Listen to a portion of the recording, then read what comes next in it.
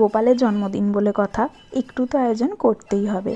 তবে প্রত্যেক বছরের মতন এই বছরও আমি ভেবেছিলাম শাড়ি পরবো, বাট পরতে পারিনি, ভীষণ গরম ছিল। যারা বর্ধমান থেকে ভিডিওটা দেখছো তারা খুব ভালো করেই জানো, জন্মাষ্টমীর দিন আমাদের বর্ধমানে বৃষ্টি হয়নি। আমি লিটারেলি আকাশের দিকে হাঁ করে তাকিয়েছিলাম যে কখন একটু মেঘ করবে আর ঝমঝমে বৃষ্টি নামবে। এবছর বৃষ্টি হলো না, আর আমি শাড়ি টাড়ি পরতে পারিনি, গরমের মধ্যে একদম পারছিলাম না। একটা কাঁচা ড্রেস পরে আমি সকালবেলা স্নান করে এই জামাটা পরে আমি পুজোয় বসেছি।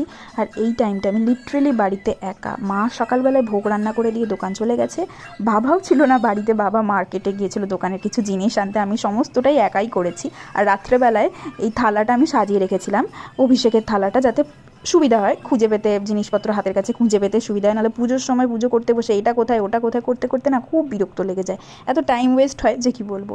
এই যে একা একা লাগছিল ঠিকই, তবে এবছর আমি একটা জিনিস দেখলাম, আমার ম্যাক্সিমাম বন্ধু বান্ধবের বাড়িতে একটা করে ভাই চলে এসেছে, মানে গোপাল। সবাই গোপালের আয়োজন করবে ভালো করে, তাই ঠিক করলাম সকালবেলায় আর কাউকে বলবো না, সবাই সন্ধেবেলা আসবে। সন্ধেবেলা সবাই সবার বাড়িতে গিয়ে গোপাল দেখে আসবো, প্রণাম করে আসবো, প্রসাদ খেয়ে আসবো। আর সন্ধেবেলা যখন বন্ধু বান্ধবরা এসেছিলো সেটা ভিডিও ক্লিপিংস আমি নিতে পারিনি একদমই।